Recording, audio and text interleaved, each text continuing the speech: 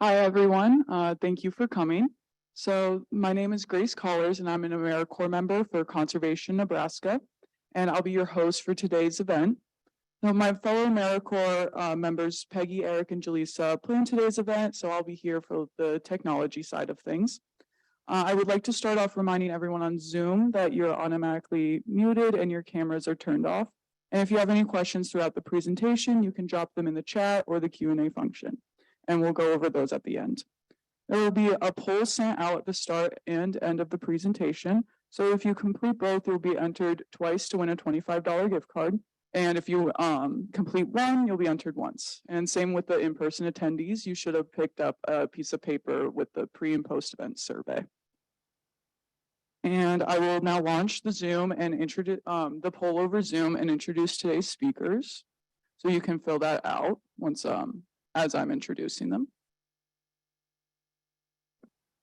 All right. And we are very fortunate to have three knowledgeable and accomplished presenters today representing boards of LES, OPPD, and NPPD.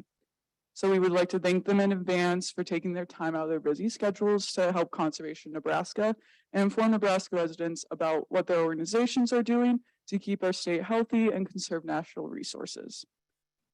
First, we have Lucas Savalka. He has been an LES board member since 2017. He is the Chief Data and Analysis Office at Acuvera, a local med tech startup that uses artificial intelligence to protect people from falling in hospital settings. He's a Lincoln native and has a Bachelor in Science from UNL and a PhD in Mathematics at the University of Illinois Urbana-Champaign. He has a postdoctoral work at the University of California, Davis and the University of Birmingham. He has a 10-year track at St. Louis University and passionate about the environment all his life. Our next one will be Charlie Kennedy. He is an NPP board member since 2018. He's native of Avon, Missouri, but lived in Nebraska since 1995. Relocated from Omaha to Scouts Bluffs in 2008. He has a BA from Lincoln University in journalism and marketing and retired after 17 years as a provider relations manager at Blue Cross Blue Shield of Nebraska. He currently works for Elevance Health, one of the first Scouts Bluff residents to purchase shares and raise awareness in the NPPD Community Solar Project, and currently works for WellCare. And our last speaker today will be Amanda Bogner. She has been an OPPD board member since 2019. She has a degree in architecture from University of Kansas and registered mechanical engineer and accredited by the U.S. Green Building Council. Enthusiastic about architecture and sustainability, and founded Energy Studio in 2010 and is the president. Has an extremely strong understanding of energy codes, energy modeling procedures, and the LEED certification process. All right, and kick us off. Right, thank you, Chris. Okay, so I'm going to try to keep my comments brief because the Q&A portions are always the most fun portions of these types of events. But first, just a little bit about me.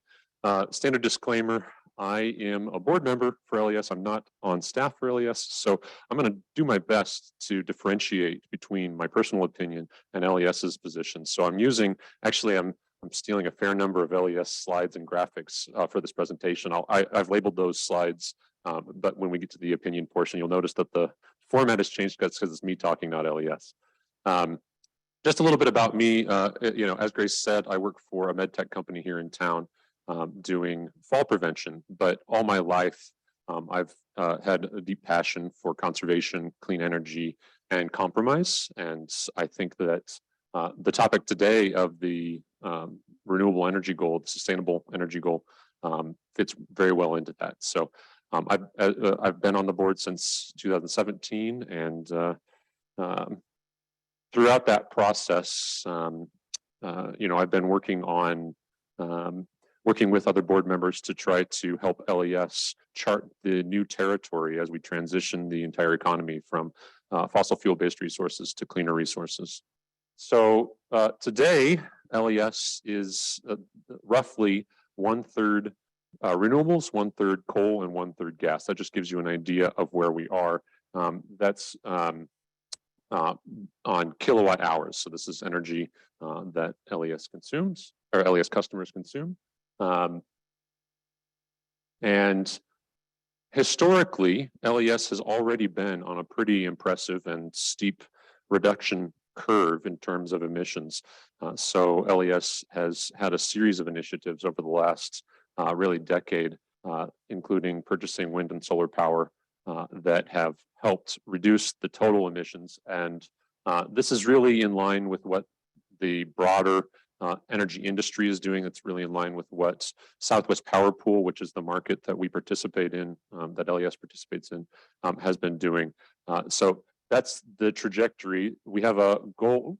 We have a goal for getting to net zero by 2040. And so you can see on this curve where we started back in 2010 and where we're going down in 2040. That's not to say that this is going to be an entirely linear progression, but we're well on the way, and so that's an encouraging sign.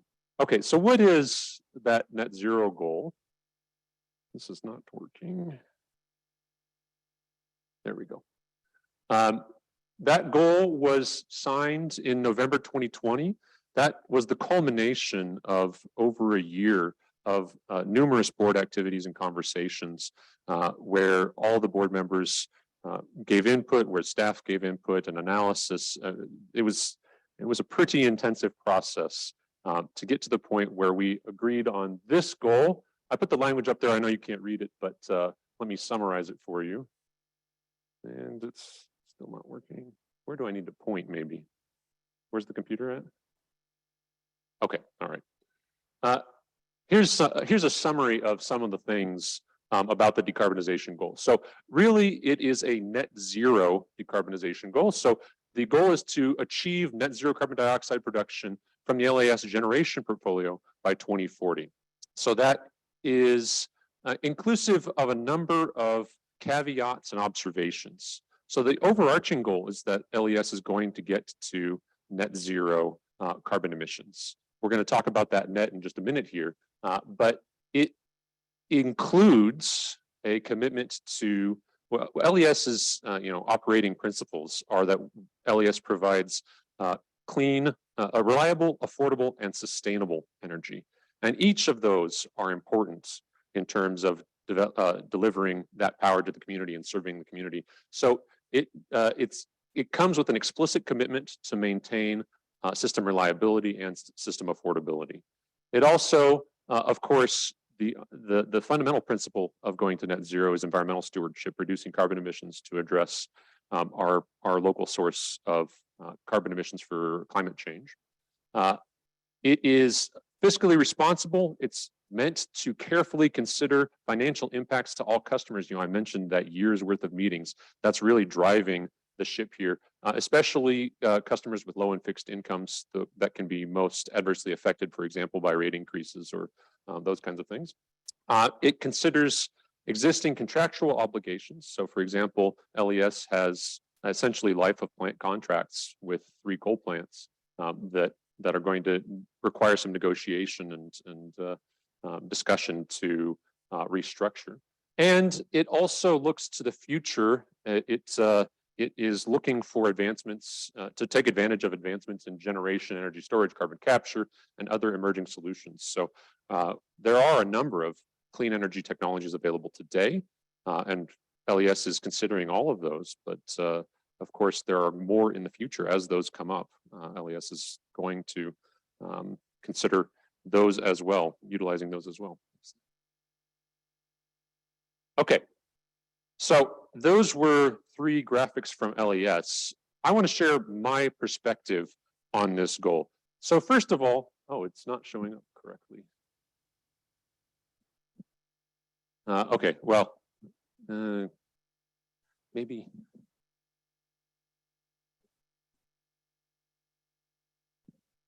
Okay, so I'm going to talk while we're editing the slide here a little bit, but just delete that box. So the first thing is that it's a net zero goal. So I want to talk about what net zero means. If you're talking about 100% renewable goal, that means that you're going to supply all of your energy from renewable resources. So wind, solar power, hydropower, whether you count nuclear in that bucket or not is open to debates. It includes energy storage. But net zero means that there is a little bit more flexibility for LES staff. It means that not only is there wind, solar, hydro, nuclear energy storage, there's also things like carbon capture and sequestration. If we can figure out how to do it reliably and affordably and do it on the schedule that we've set, well, then we can use things like carbon capture. It includes flexibility in terms of purchasing emission offsets or planting trees, these kinds of things.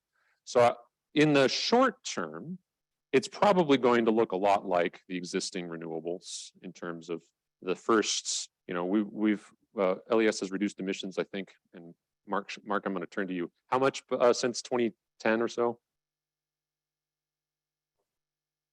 Yeah. I think it's 40 or 50%. It's in that neighborhood.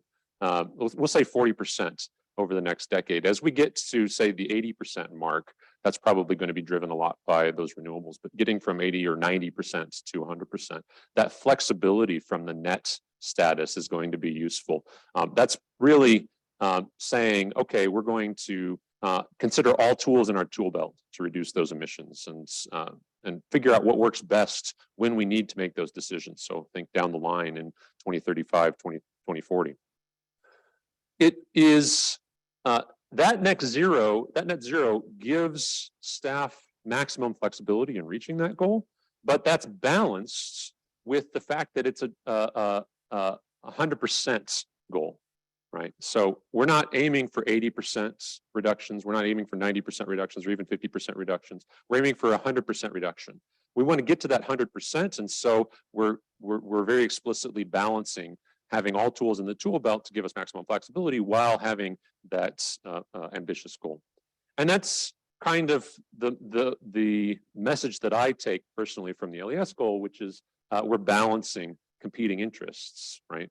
We can balance those competing interests. I think the goal does a good job of that, but there is a balancing act going on. And similarly, 2040 is also a balancing act, right? There were a number of advocates who said we should be aiming for 2030. There were a number of advocates who said we should be aiming for 2050. If you're really gung-ho on climate reductions, on fossil fuel emissions reductions, you might aim for 2030, but that's going to be potentially expensive. It's going to be difficult for LES to do that, especially with our reliance on fossil fuels in the current portfolio. But if you aim for 2050, well, maybe that's a little too slow. That's not pushing the utility as fast as it possibly could go. So that 2040 is a balance between, pretty explicitly in my mind as a board member, a balance between 2030 and 2050. And I'll just mention that it complements the Lincoln goals. We're going to hear about OPPD's goals. We're going to hear about NPPD's goals. MEAN is another energy provider in Nebraska. They also have a goal. This is where the industry in Nebraska is going. This is where public power in Nebraska is going. And one final thing that I'll mention is that, especially with that net goal, there's ample opportunity for course correction. I'm not going to be, I've been on the board for 5 years. There's term limits, I can serve for 9 years altogether. I'm not going to be on the board in 2030 when they're making some of these big decisions. I'm just helping set that road path, and we can course correct down the line. This is a goal. It's not a binding resolution. That said, I will say that I have tremendous respect for LES staff. They do a fantastic job analyzing all sides, balancing all interests, and I have full confidence that they're going to get us to where we need to go. Okay, just a couple more slides. So what's next? Well, one thing that might be a question is where LES is going. How are they going to do this? When is LES going to buy more solar or wind, or when are they going to get out of coal, or what's going to happen in terms of for example, the recently passed legislation and subsidies or incentives for the energy industry to transition? And the short answer is we don't know, right? We've got 20 years to figure this out, or 18 to figure this out, and we've just started on a very lengthy process. Decisions in the energy industry take, you have to make decisions, for example, on a coal plant that last 40, 50, or 60 years into the future. Wind and solar tend to last 20, 25, 30 years into the future, maybe even more. These are long-term decisions, so it's important to think about all the variables and get them right. With that said, slide.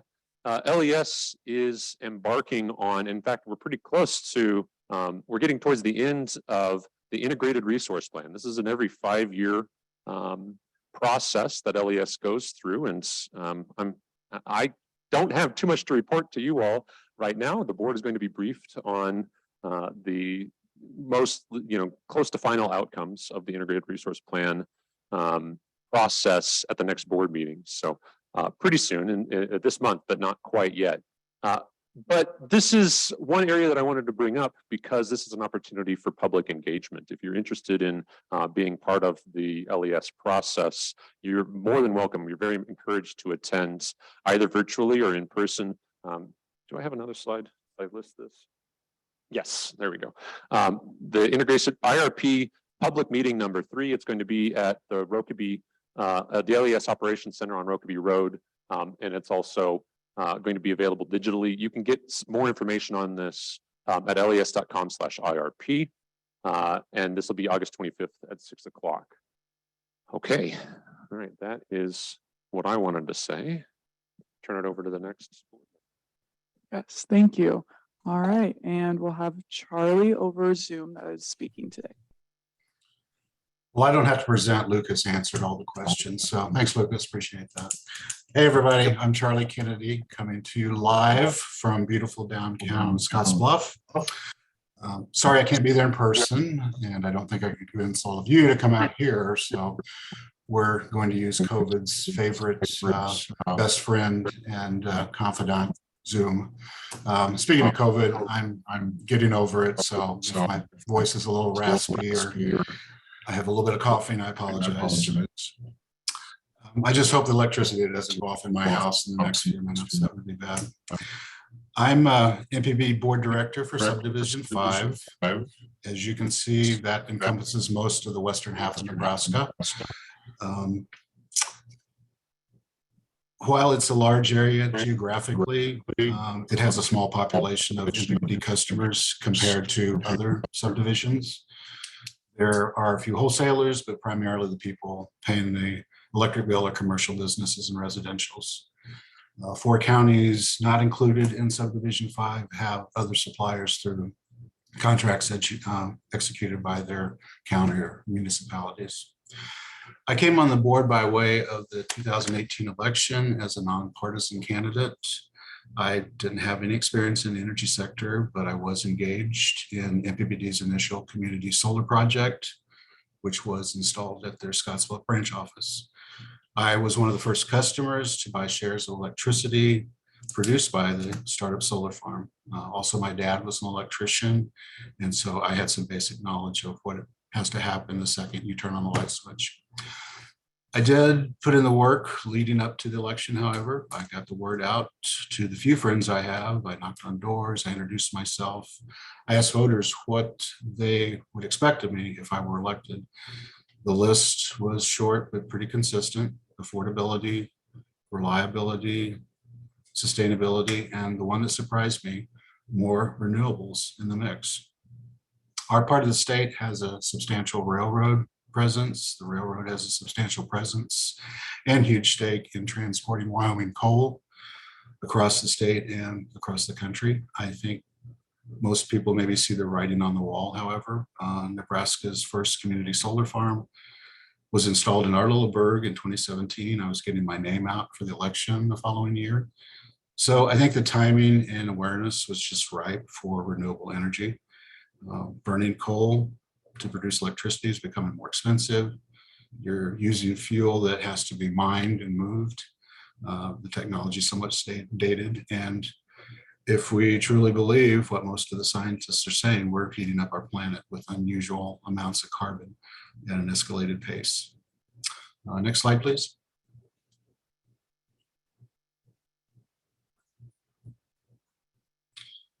So NPPD began getting a toe in the water for renewable energy in 1998 when it installed a wind farm near Springview, Nebraska. That was decommissioned in 2007 and Springview 2 replaced it. Today, NPPD owns and manages the Ainsworth facility and has purchase agreements with the other Nebraska wind farms. It purchases and it resells 100% of the output of the wholesale market. In February 2017, NPPD installed a 112 kilowatt solar array in the front lawn of its Scottsbluff office. In case I haven't mentioned it, this was a big deal and generated a lot of interest in our community. That same year, NPPD added 2 more solar farms, one in Kearney and one in Durango. Because Scottsbluff was greedy and because we get more than our fair share of sunshine throughout the year, a second 4.4 megawatt facility with over 14,000 panels was built and opened in November 2019. Not shown on this map is the largest solar installation to date, an 8.5 megawatt farm in Norfolk that just went live in June of this year. So that's kind of a micro view of NPPD's wind and solar history to date. There's more information and detail that I can realistically cover today. So I've included a couple links at the bottom of the slide for your reading pleasure. NPPD has a great website. It's intuitive, it's easy to navigate. So if you haven't visited before, knock yourself up. Next slide, please. So here's a pigeon's view of the 2 Scottsbluff solar arrays. As you can see, these were taken after some snow melt, and pictures really don't do justice, particularly to the Lander field on the right. Those are soccer fields in the center of the photo. In the spring and summer months, it's a nice green space. There are native flowers and grasses growing under and around the panels. If you're out watching a soccer game or you're walking your dog, you kind of forget that the solar farm is producing enough electricity for about 600 households. Okay, next slide. So what about NPPD's other resource mix? Coal is king. On any given day, the Gerald Gentleman Station in Sutherland produces about half of NPPD's available electricity. As you can see, over the past 4 years, that number's dropped about 10 points. The Cooper Nuclear Station in Southeast Nebraska has grown in output. It is a carbon-free source and a staple to NPPD's energy mix. With nuclear, you have, however, considerable cost of operation, safety issues of handling and storage of spent fuel. The other 5 resources pick up the remainder. Despite the attention that wind and solar have gotten, the numbers have remained kind of flat. Purchase power is eked up a bit. If it's cheaper to buy power from the market than to produce it, that's just a good business decision. Okay, next slide, please. So here's a visual of those numbers from 2020. Again, coal and nuclear get the lion's share, wind and solar come in 4th place and dead last, respectively. I don't recall seeing 2021 or year-to-date 2022 numbers. There may be an uptick on some of these pie pieces. I'm not sure. The thing about wind is it isn't always blowing, and solar goes to bed early. They aren't as easily controlled or deployed like other fuel resources. The missing piece of the puzzle, I feel, is infrastructure, of battery storage or renewable energy. I think once the technology is established for storage and it's reliable, I think we're going to see a big shift to wind and solar in the market. Both are now less expensive to produce and maintain than the other means of making electricity. Next slide. I like this slide because it does show NPPD moving the needle the right direction in reducing carbon emissions. I'm sorry I didn't put this on the slide, but NPPD's share is defined as the combined generation of owned and purchased resources. As you can see, both intensity and emissions for native load dropped over half between 2005 and 2021. And if you do the math, that shows NPPD generation mix is 60% carbon free. There's a myriad of engineering and technology reasons, but it really just comes down to altering and varying the 7 resources and the most pragmatic means to produce the cleanest generation possible based on current needs. Okay, next slide. Last December, during its regular meeting, the NPPD Board of Directors voted 9-2 in favor of passing SD5. These 118 words on this slide took over 2 years, countless conversations, debates, arm wrestling, several rewrites before it became a living document. It was without a doubt the best day of my life as a board director. SD5 was presented across the state in 2021 to NPPD customers and public meetings for feedback, and also with the coordination of wholesale customers to assure NPPD would put reliability, sustainability, and affordability at the forefront of a changing market. This is a blueprint and a commitment to everyone who is NPPD that we will do the needful thing to end carbon pollution. So looking down the road, what are some things NPPD can do and partnerships it can make? Right now, the transportation sector holds the honor of producing the most greenhouse gas emissions. Transportation accounts for over a quarter of the US emissions. As NPPD, it just happens to be the electricity business. It is championing in the adoption of electric vehicles and DC fast chargers in community and along travel routes. NPPD has incentives for EV customers with residential charging stations and promotional events and education. For the past 2 years, it has allocated $2 million toward its EV program. If the trend continues and commercial and heavy duty vehicles become all electric, I think that's going to be revolutionary. You may be aware also, NPD is collaborating with Monolith Materials, a manufacturer of carbon black, at its facility in O'Halloran, Nebraska. Monolith has a goal of offsetting its operations use of 2 million megawatts with all renewable energy. NPPD also has incentive programs for residents to replace home gas hot water heaters and furnaces with high efficiency heat pumps and electric hot water heaters. NPPD is a business partner with EPRI, the Electric Power Research Institute, for R&D projects on zero emission technologies that will pave the way to achieve the 2050 net zero goal.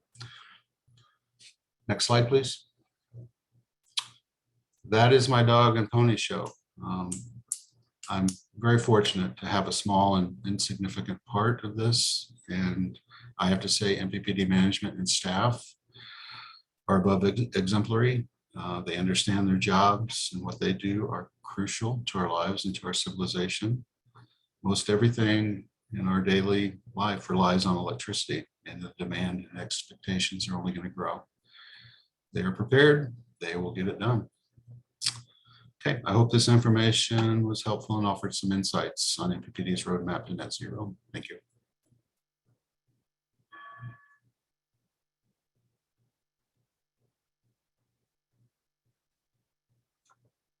And now Amanda will share her screen and present hers. Okay, thank you. We'll get it up here and get going. Can you confirm that you can see my screen? 1 second, just need to move it. Sure. Yes, we can see the screen. Okay, very good.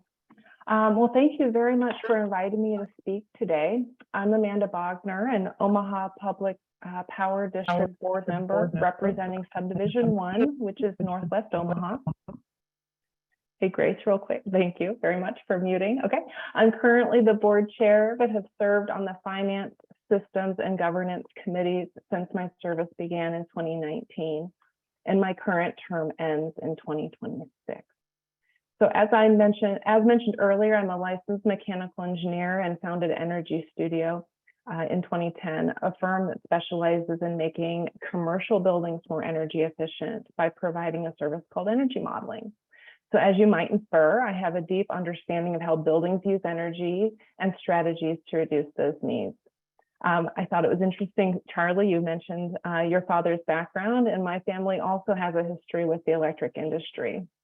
So I kind of grew up around what it means to be a line worker, what it means to work on large scale transmission. I remember as I think 7-year-old, my dad took me to a large hydro generation station in Arkansas, and that was very much a pivotal moment in my professional development as early as that, and it definitely made me interested about energy, how it's produced, And certainly at a 7 years old level, I couldn't really understand all the intricacies, and I'm constantly learning now. So this background has provided me a very unique perspective as I approach my work on the OPPD board.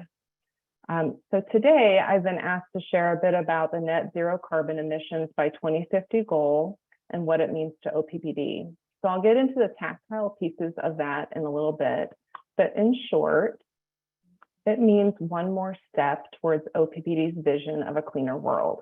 OPPD's mission is to provide affordable, reliable, and environmentally sensitive energy to its customer owners.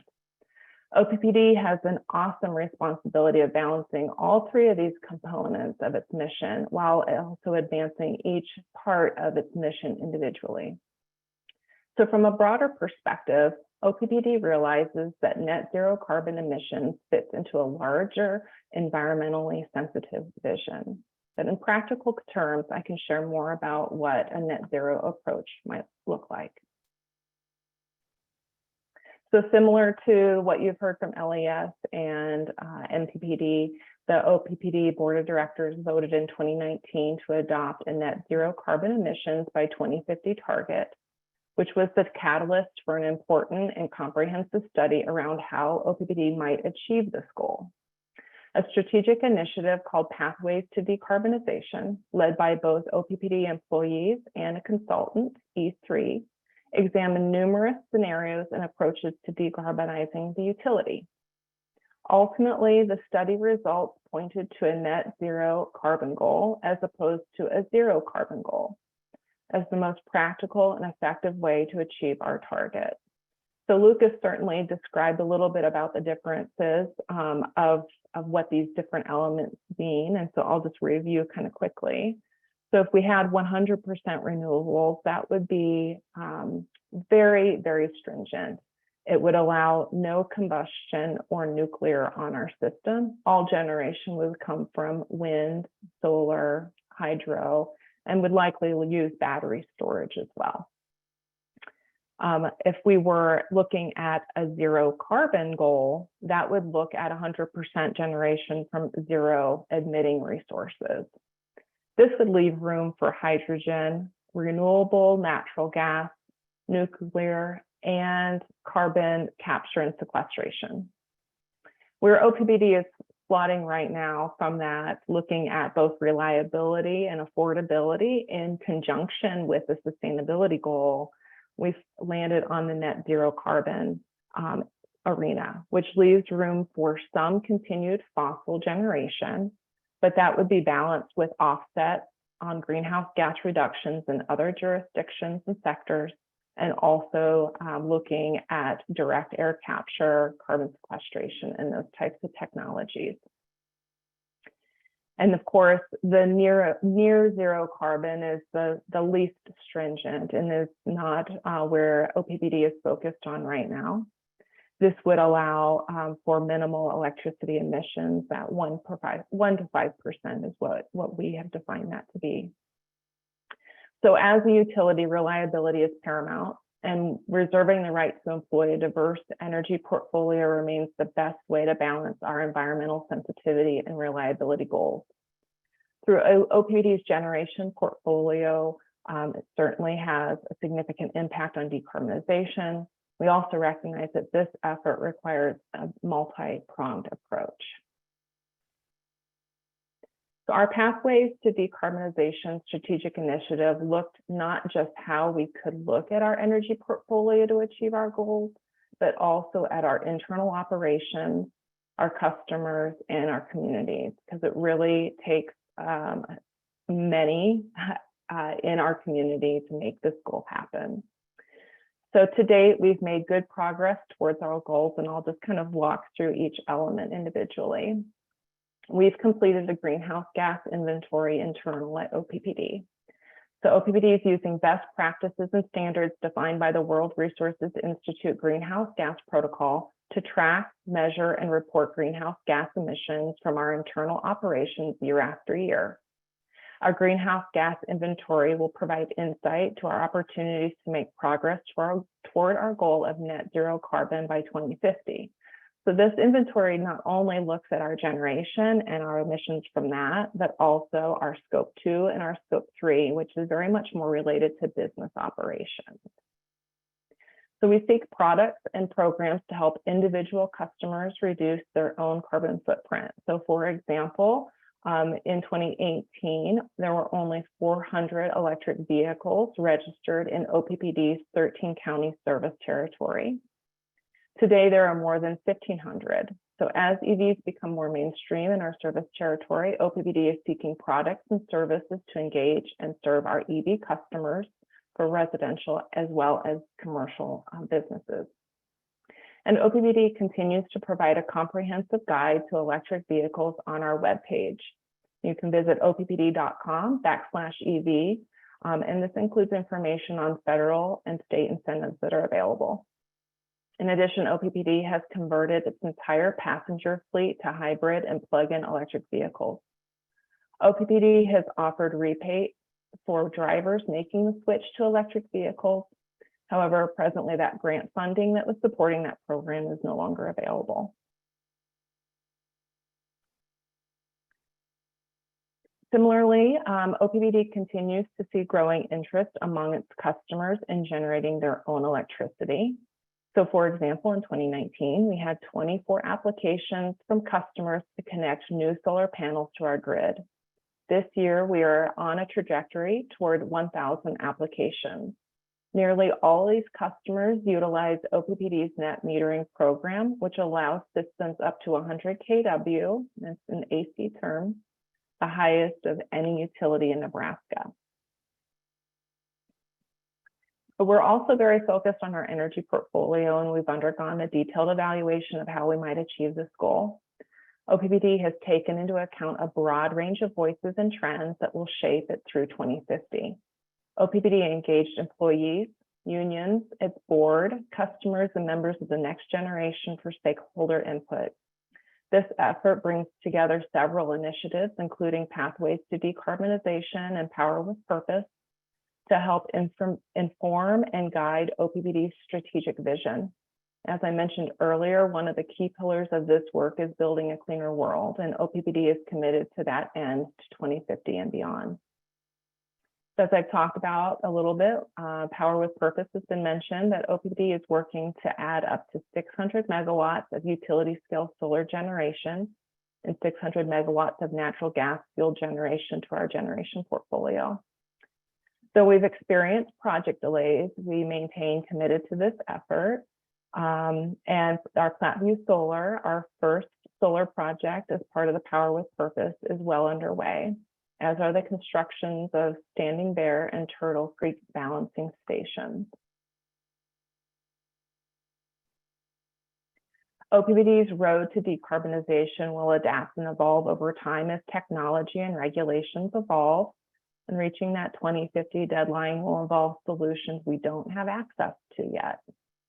We anticipate facing several challenges over the coming years, and I've listed them here, but we'll kind of take each one in turn. So from a geopolitical and global supply chain perspective, the sourcing of solar panel materials and global supply chain limitations are also a factor in achieving this goal. Federal policy related to overseas providers of solar panel materials is something OPPD is watching carefully. Like many industries, utilities are dealing with global supply chain issues that are impacting the availability of equipment both domestically and overseas. In some cases, this is delaying projects due to material availability. However, I'd like to note that the 81 megawatt Platteview solar facility in Saunders County will not be affected by these decisions, as materials for that project have already been procured. All right, and then federal energy policy. So like so many of local initiatives, federal policy really has an impact, and our energy sector is no different. Discussions continue at the federal level around US energy policy, some of which may affect OPPD's long-term goals. OPPD personnel are monitoring and ongoing legislation to determine how this legislation will affect our decarbonization efforts. We also look for ways to have a voice at that table as well in our involvement with the APPA, Large Public Power Council, and those types of advocacy branches that we have involvement with. The generation interconnection process is also stressing our ability to achieve this long-term goal, and that's certainly been a growing issue for a few years. But OPPD may have to make adjustments due to unforeseen challenges related to this. A great example of which is our utility's recent recommendation that the retirement of units 1, 2, and 3 at North Omaha Station and the refueling of units 4 and 5 from coal to natural gas be delayed. That recommendation was made in light of national delays in the generation interconnection process and associated impact to the service dates for OPPD's 2 natural gas balancing stations mentioned earlier. The proposed delay will not impact OPPD's commitment to achieving net zero carbon by 2050. The board will be deciding on this resolution at the August 18th board meeting next Thursday. You're welcome to listen to our discussion on this topic during our all committees meeting on August 16th, and then also participate in our board meeting on the 18th. Please visit OPPD.com for information about how to view and participate in our board meeting. This particular recommendation was also discussed during our June meetings, and those recordings are available as well for the public to rewatch.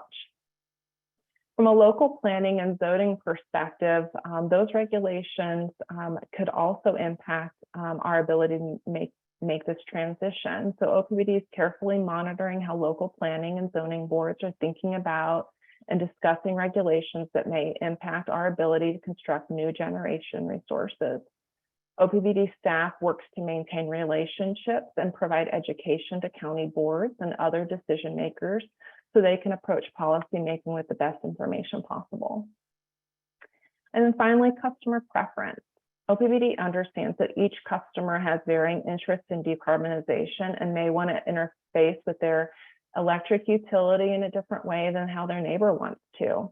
And our plans need to reflect that customer preference. And so that will be something that will be continuing to an ongoing effort, and we will continue to have different pilots. Some clients or some customers may want to have a very active role in how they can decarbonize themselves.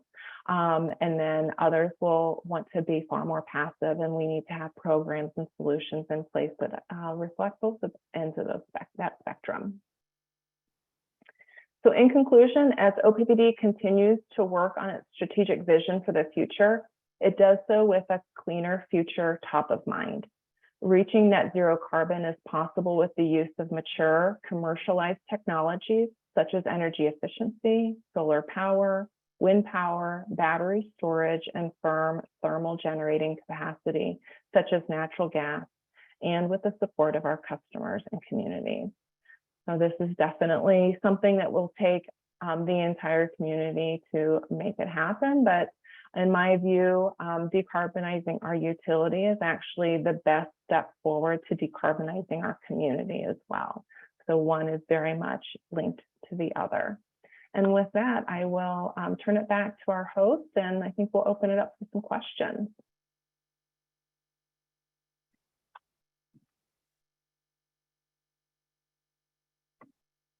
Thank you, Amanda. That was great. All right, we're going to open up for questions now. If anyone in the in-person audience has any questions, you can raise your hand and I will go around with the microphone. And then we'll go on to, I noticed that there's some Zoom questions, so we'll answer those as well after the in-person.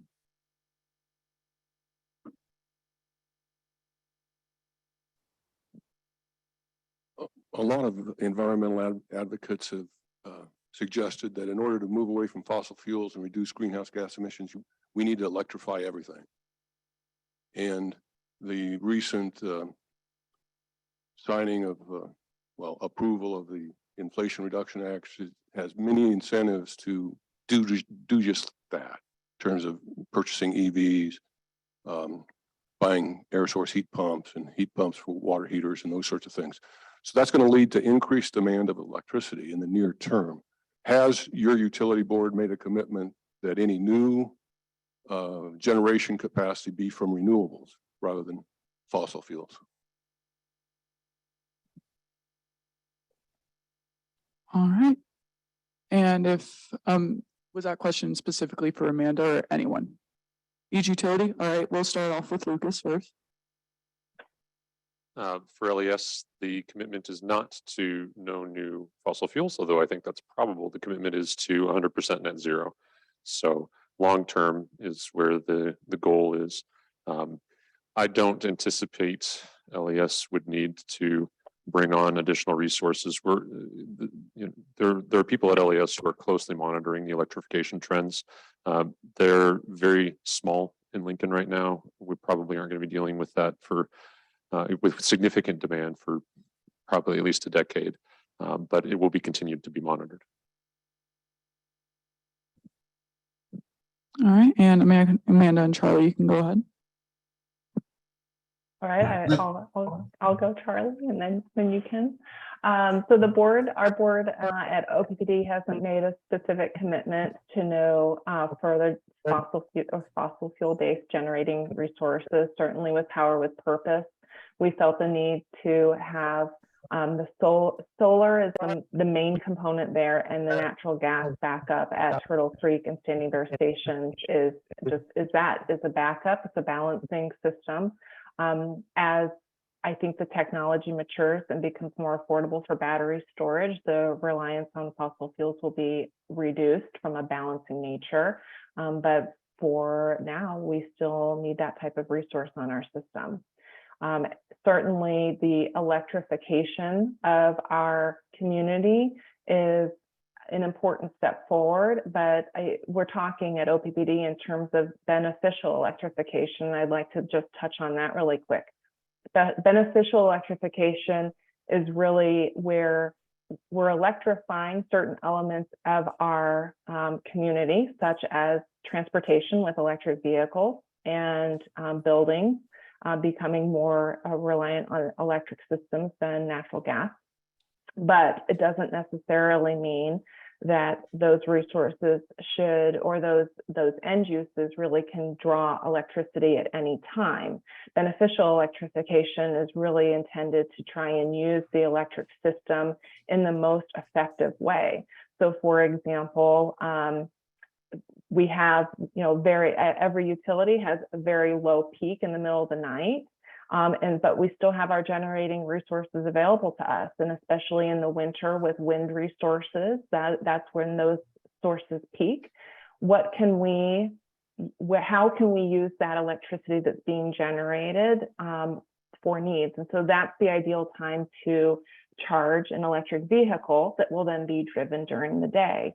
And so I would encourage all of us to think of it in terms of how do we beneficially electrify our community so that we're utilizing the electric grid in the most efficient, effective manner. Hey, thanks for the question. This is Charlie. NPPD is a little different than OPPD and LES in that, a big part of our business is irrigation for the farms, and a lot of those center pivots, are still running on natural gas. We want to move those to, be more electric. So yeah, I do see the demand for electricity growing, in rural Nebraska. We haven't committed to, we want X amount coming from wind or solar.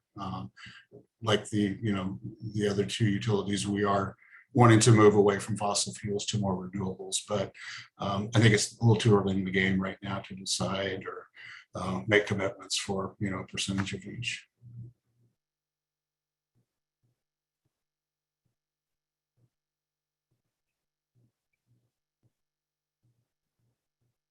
Great. And we had a few more questions.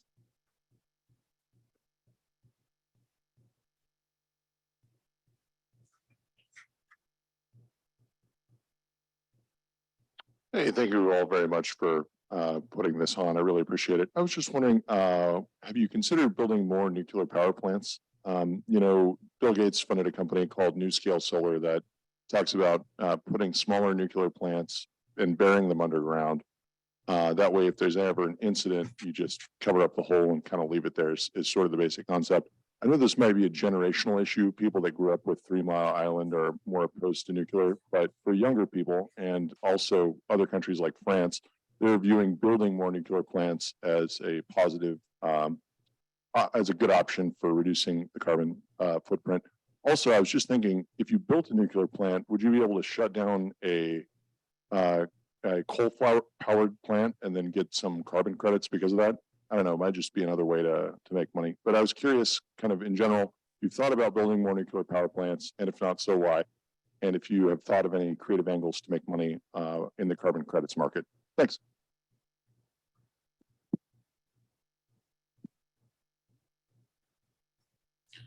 This is Charlie. NPPD has discussed, the smaller nuclear plants, the mini nuclear plants. Nothing in the works, and no, immediate plans for that. It certainly is an option, and like you said, it is, it's a carbon-free source of electricity. So certainly we would leave that on the table, I suppose.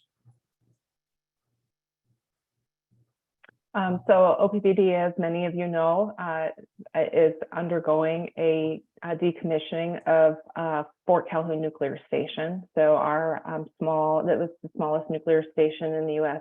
Nuclear fleet, and it was very cost prohibitive to operate. And so I think that when we look at reliability and affordability and sustainability, we want to make sure that the generating resources that we're putting on kind of meet all of the needs related to all 3 of those missions. And so while we're not source, we want to be source or generation agnostic. We want to keep on our in our tool belt. I think that was the analogy used earlier. Any type of generating resource, and then understand, are the financial aspects of that able to make that resource affordable? And presently, wind and solar are some of the most affordable sources of electricity that we can build. But that's not to say that future small-scale nuclear won't also be affordable, and we'll keep our ear to the ground on that. Regarding like carbon credits, or like the question of like, if you bring on nuclear, can you shut off coal? So again, it's not really, you would, technically you could build a nuclear plant as large as any of our coal facilities right now. And that reliability piece of those types of sources that run all the time is that it provides a lot of voltage stability. And so we would get that same value out of a coal plant, out of a nuclear plant. Those are, I would say, constantly generating resources. But again, it kind of comes back to that financial perspective and picture that, that we look at. As far as carbon credit markets, that's not something that, that I have heard expressed in too great of detail at OPPD yet. And I think that what will have to happen in order for that to be part of our conversation is really a price on carbon. And so right now in any of our financial models, the price of carbon is 0. And I know that there's some federal policy or discussions about, do we need a national price on carbon? And I don't know if those conversations are advancing yet. But in order for a carbon credit market to exist, we would have to put a dollar value on what a ton of carbon is valued at. So thank you. And I'll just add that it's 2 things. Nuclear, just like every technology, has its costs and it has its benefits. And so really, LES is going to be technology agnostic. Nuclear is on the table. Wind has its problems, wind has its benefits, coal has the problem, coal has its benefits, nuclear is in the same bucket. So we'll evaluate those on an ongoing basis. I will say that as part of that integrated resource plan, the 5-year plan that I mentioned while I was speaking, nuclear does factor in. I think it's more next generation small scale nuclear that is expected to be online or at least be affordable in something like the 2030 timeframe. Right now, the old generation nuclear is prohibitively expensive, and it doesn't look like it's going to get significantly cheaper. But that new generation nuclear holds a lot of promise. We'll see where those cost curves come in and whether that's actually, meeting the reliable, affordable, and sustainable check marks.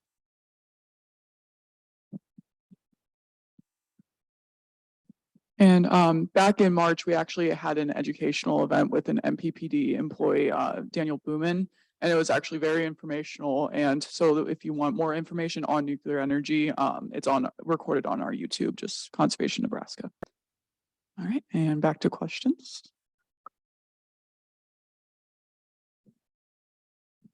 Hi, thank you very much for putting this together. This is very informative for those of us who are just normal people and don't understand all this technology. I appreciate that. You could dumb it down just a little bit more for normal people like us. One question, I've heard a lot of talk from utility companies. I'm glad you're making progress and moving forward with this. We've got a huge federal initiative now that's coming down the pike. What's being done at the state level to either assist, or how are they being an obstacle to what we're trying to do? Thank you.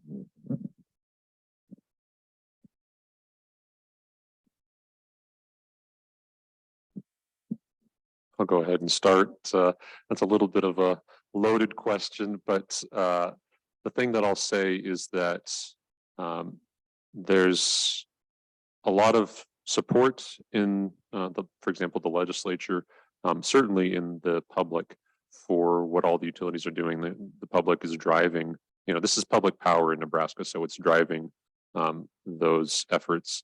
There are some people out there that are agitating against the public and public power, maybe not happy with some of the directions that or decisions that have been made.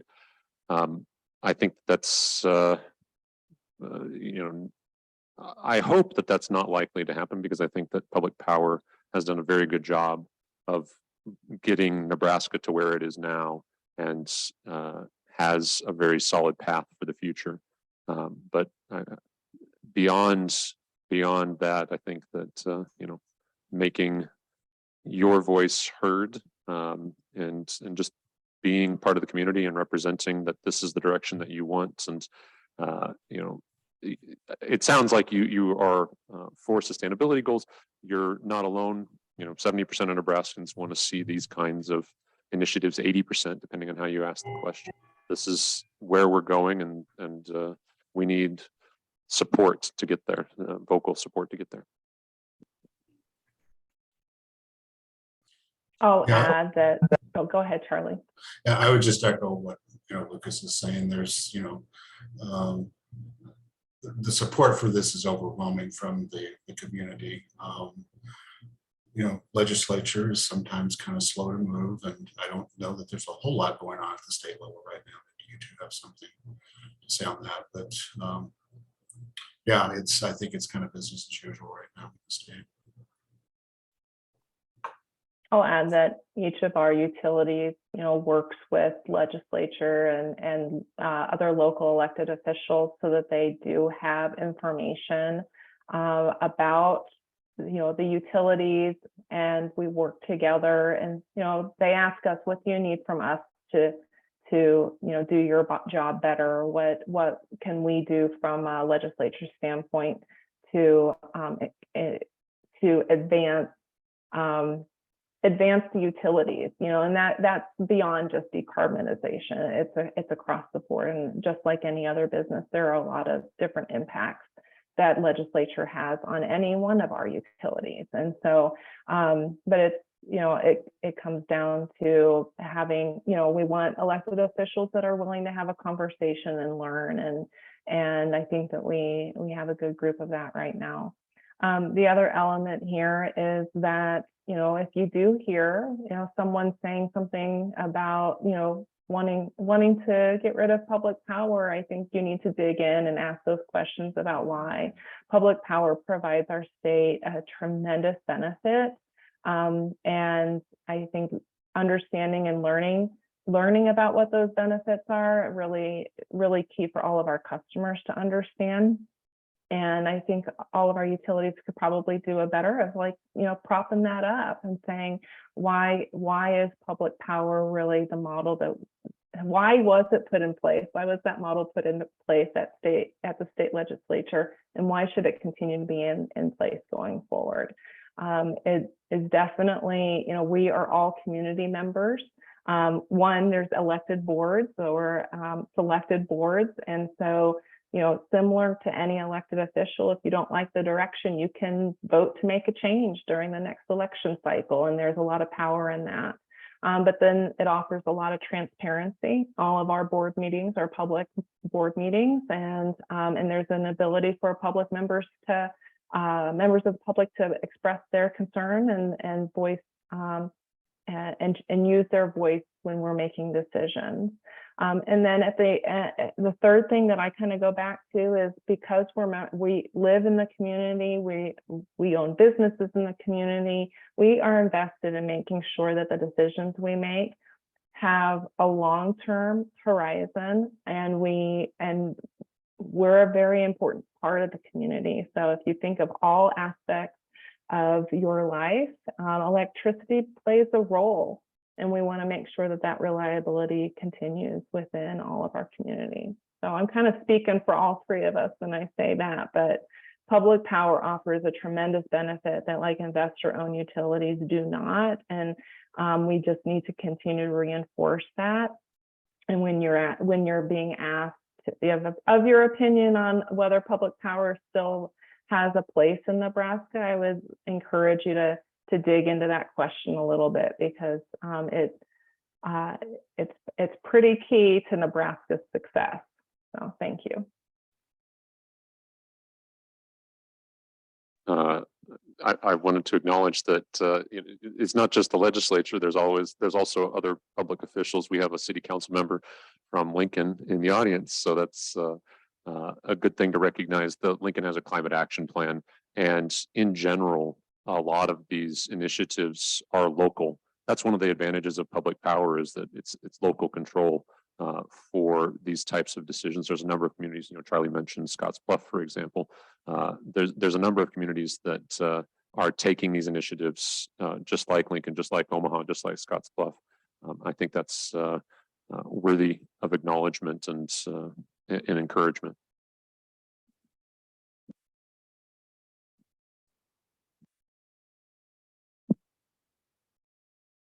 Okay, and so now we only have time for one or two more questions. So if I didn't get to your question, you can, for the in-person attendees, you can write that down on the piece of paper.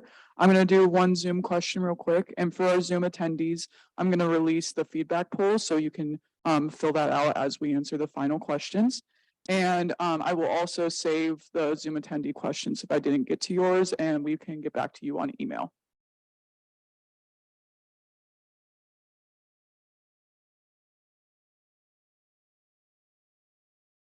All right.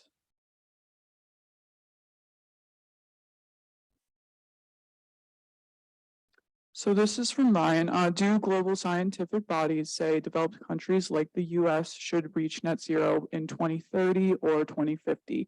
How is too early or too late conceptualized in relation to science and the common and differentiated responsibilities principle of international climate bodies? Sure. So one way of answering this question is that it's not about a deadline year. It's about how many emissions are we going to put forward? We're already above zero, right? And each additional carbon emission gets us certain consequences. And so the question is, how many consequences are we going to accumulate before we decide that that's enough? We're going to take action to mitigate those. The scientific consensus essentially says we're on a trajectory to warm the globe by at least 1.5 degrees Celsius, which has the consequences we're living through today, right? Droughts, wildfire, floods, intensive storms, those kinds of things. We're already seeing the impacts of climate change. Those are going to continue to get worse until we reduce our emissions. We're on track for 1.5 degrees Celsius, probably at least 2 degrees Celsius with current commitments. The question is, are we going to get to 2.5 degrees Celsius or 3 degrees Celsius? And that depends on how ambitious we all are and how we act together to reduce those emissions. So it's much less about the year as it is about we're going to say as a community, as a state, we're going to reduce our emissions, and then let's see what everyone else does. So yeah, it's hard to answer the year. It's more about setting the direction, setting the goal, if that makes sense. NPPD, it was 2050 was an arbitrary number. It's 30 years off. If you think back 30 years ago to 1992, we didn't have smartphones. We didn't have, who could have thought of, watching a movie on your phone. So I think it's just a good window of opportunity that, we can make the technology exist, we can meet the goal. So that was kind of NPPD's thinking, as 2050 is a good number. Yeah, and I think as what's been expressed here, what I'll just add is that it's not intended to be operate as usual until 2049 and then shut everything off. So there's going to be steady progress as technology and investment allows that to transition. So I think, yeah, I don't have anything else to add right now. I do acknowledge Sandy's question in the chat as well. I'm not smart on IRA. And so if you don't mind, I'll not jot that question down and get back to you offline if that's all right.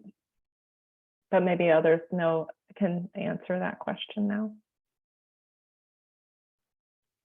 The question Sandy had was, how will the new IRA affect public power? Will it change your operations, or will it allow you to move towards more clean energy earlier? I'll take the easy answer. Yes. It should affect our operations and it should allow us to move more quickly. My understanding is that public power is included in the incentives passed, but I think exactly how that's going to impact, and that's what Amanda's referring to, exactly how that's going to play out, we don't know yet. It's still very early. I'm sure LES is going to be tracking that as well as OPPD and NPPD pretty closely, because there are some major incentives there. I'm excited about what it means for the speed of decarbonization for LES. I'm sure that's true for Amanda and Charlie as well. Absolutely. Thank you.